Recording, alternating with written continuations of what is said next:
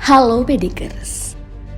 Fenomena ramainya masyarakat yang melakukan belanja online semakin tak bisa terhindarkan.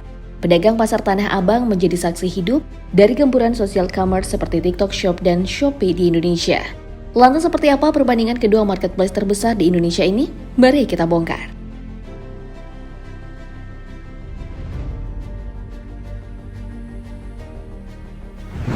Siapa sih yang tak kenal dengan media sosial bernama TikTok? Bukan hanya sebagai media sosial, TikTok juga melebarkan sayapnya sebagai marketplace yang menguntungkan.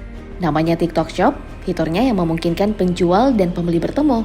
Toko di TikTok memberikan akses ke pusat penjual dengan berbagai fitur atau layanan. Penjual juga bisa mengunggah, mengelola informasi maupun daftar produk agar pengguna TikTok bisa melihatnya.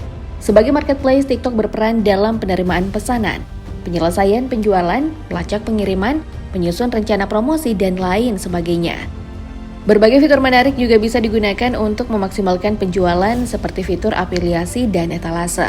Lantas, apa perbedaannya dengan Shopee?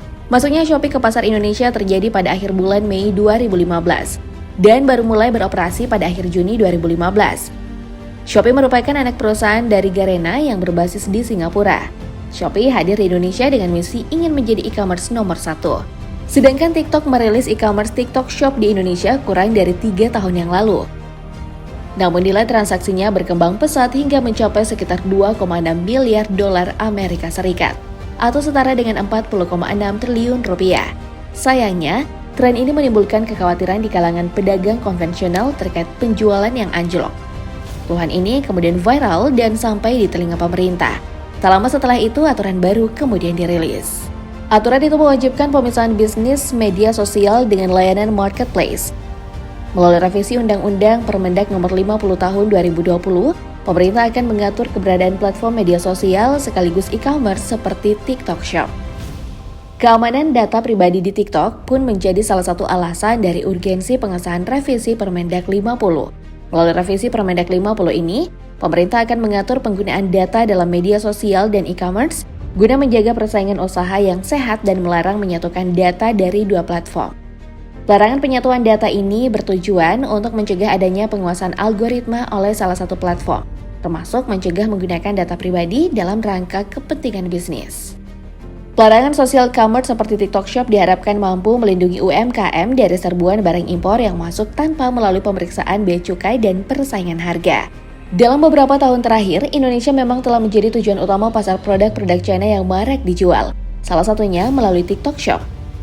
Harga miring yang ditawarkan pun berhasil membuat konsumen Indonesia tergiur untuk membelinya. Alhasil, produk-produk tersebut semakin membanjiri pasar lokal.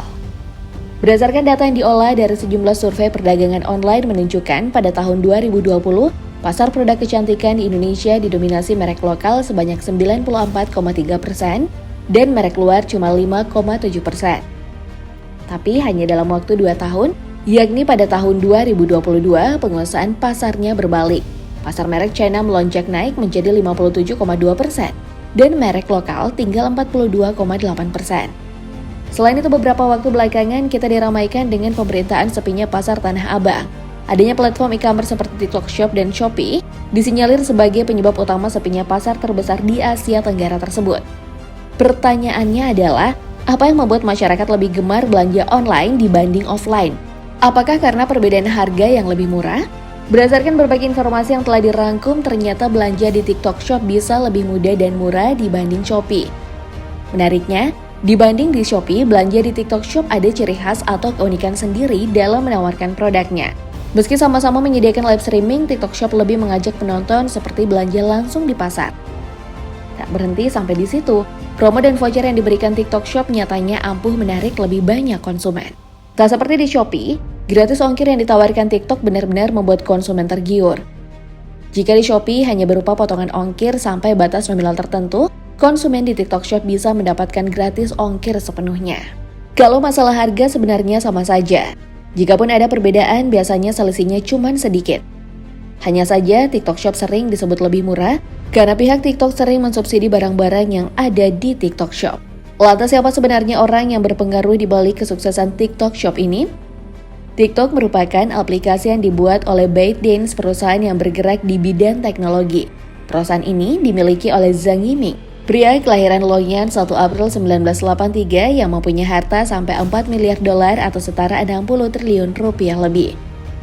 Dirangkum dari berbagai sumber, Zhang merupakan lulusan mikroelektronik dan rekayasa perangkat lunak di Nankai University. Yiming memulai karirnya di situs perjalanan Cooksun yang kini sudah diakuisisi oleh TripAdvisor. Yiming sempat bekerja di Microsoft tetapi ia tak bertahan lama di sana. Kemudian pada tahun 2009, Zhang Yiming sempat mendirikan situs properti yang bernama 99 Fund, namun memutuskan untuk berhenti setelah 3 tahun berjalan. Hingga akhirnya pada tahun 2012, ia mendirikan ByteDance dan berhasil menjadi miliarder sejak muda setelah mendirikan platform berita Toutiao, sebuah produk utama dari perusahaan ByteDance. Sementara itu, Shopee didirikan oleh Forrest Li, seorang CEO sekaligus pendiri perusahaan Sea Limited yang menjadi induk Garena dan Shopee.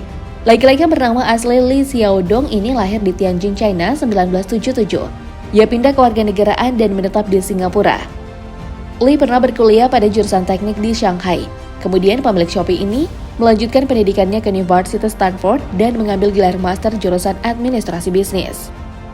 Selama menjalani pendidikan, Li dikenal banyak menghabiskan waktu bermain game di sebuah warnet. Pada tahun 2009, Forrest Li mendirikan platform game Garena dengan bimbingan dan investasi dari industri besar China yaitu Tencent.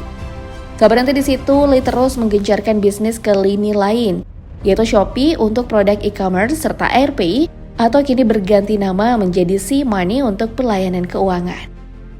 Di balik menggeliatnya nilai transaksi di TikTok Shop dan Shopee, peran pemerintah sangat penting agar UMKM dalam negeri tak bangkrut. Seperti yang dibahas tadi, pemerintah baru-baru ini mengeluarkan aturan yang melarang TikTok Shop di Indonesia. Aturan baru pemerintah ini juga berdampak ke Shopee. Di antaranya itu Shopee resmi berhenti menjual produk dari luar negeri yang nilainya di bawah $100 Amerika Serikat atau 1,5 juta rupiah. Tapi perlu diingat, baik TikTok Shop maupun Shopee masing-masing ada kelebihan dan kekurangan tersendiri. Shopee memiliki beragam produk dan sering menawarkan promosi serta diskon besar-besaran. Fitur live streaming memungkinkan interaksi langsung antara penjual dan pelanggan. Metode pembayaran yang beragam, termasuk pembayaran tunai saat barang diterima, membuatnya mudah diakses. Namun, Shopee juga memiliki persaingan yang tinggi di antara penjual, dan kualitas produk bisa bervariasi. Pengiriman barang juga mungkin tak selalu konsisten. Dari sisi TikTok Shop sendiri, salah satu kelebihannya yakni terintegrasi dengan aplikasi TikTok yang populer. Hal ini memungkinkan pembeli melihat video produk dan berbelanja langsung dari video tersebut. Pengalaman berbelanja yang interaktif dan potensi viralnya sebuah produk menjadi kelebihan TikTok Shop. Namun keterbatasannya dalam jenis produk yang ditawarkan dan status platform yang masih dalam tahap pengembangan menjadi beberapa kekurangannya.